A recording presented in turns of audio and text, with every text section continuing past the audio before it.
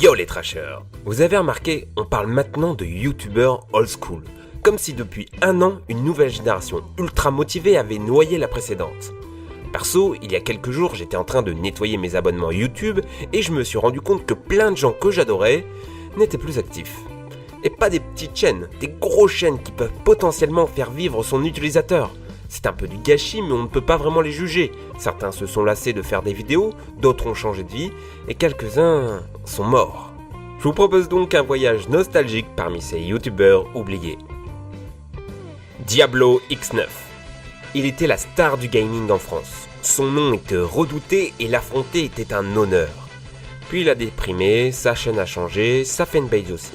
Il y a un an, il a disparu des écrans et on le croyait terminé. Mais depuis un mois, il est de retour, avec certes moins de vues et une formule Squeezie-like, mais gageons que ça sera plaire. Puisqu'on parle gaming, parlons Zelvac. Vous me direz, mais sa chaîne, il existe encore, il fait des dégustations de Candysan et des vidéos style Panda Moqueur. Sauf que c'était une star du gaming avant, l'acolyte numéro 1 de Sifano et Frigiel qui trust aujourd'hui les premières places. En 2014, il avait pété un plomb et tout effacé.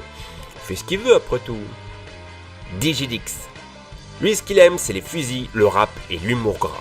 Beaucoup de vidéos parodiques, du rap bourrin, du machinima et plus de 20 vidéos à plus d'1 million de vues. Mais depuis 2 ans, walou, 0 vidéo. Pour en terminer avec les jeux vidéo, Ali Han. Il ne faut ni utiliser son nom ni son image, sinon avec elle, c'est strike direct. Elle a fait des millions de vues, donc vous savez probablement de qui je parle. C'était très polémique à l'époque car clairement une opération marketing. Heureusement, ça n'a pas si bien marché que ça, et aujourd'hui, c'est terminé. Hugo tout seul et Mister V. Il y a quelques années, ils étaient dans le quadrio des podcasteurs avec Cyprien et Norman. Ils étaient au top du game. Depuis, ils ont rejoint le Whoop et les salles de spectacle, si bien qu'en 2 ans, ils n'ont sorti que 4 vidéos sur leurs chaînes respectives. Mais ils s'éclatent, et c'est tout ce qu'on peut leur souhaiter. La ferme Jérôme. On adorait ses tranches de vie, ses critiques musicales sur MTV ou plus récemment les tutos de Camille. Depuis 2013 et Canal+, plus rien sur sa chaîne. Bon, il est encore chez Studio Bagel donc ça va. Maxime Muscat maintenant. C'était l'acolyte de Cyprien sur NRJ12. Il s'est lancé en solo jusqu'en 2013, puis passé sur Canal où sa chaîne était restée inactive. Mais là pour fin 2015, une nouvelle vidéo est plutôt cool en plus de ça. Même destin pour Jules Fou des Suricates Golden Moustache. On le connaît en tant qu'acteur, mais il a commencé avec des podcasts un peu blasés qui étaient vraiment géniaux. Depuis, il s'est épanoui dans les courts-métrages de son collectif et il est très bon là-dedans. Wonderful.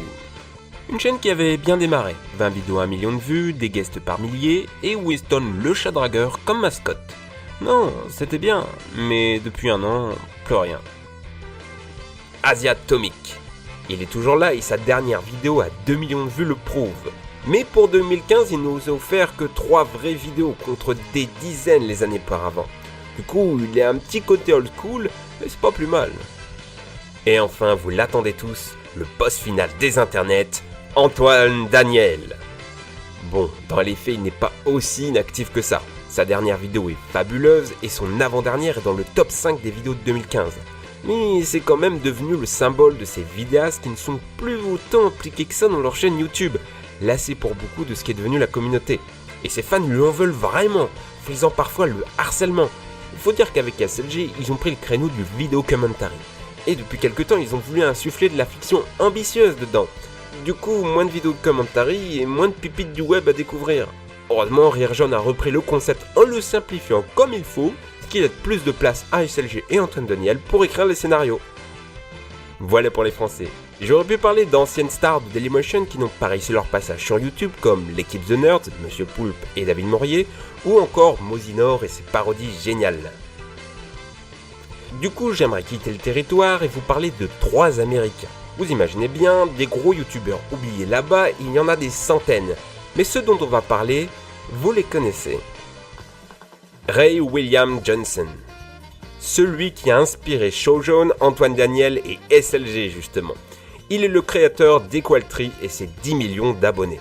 En 2013, il confie son job de présentateur à Robbie, puis à Marraine. Et c'est la chute. Des vues divisées par 2.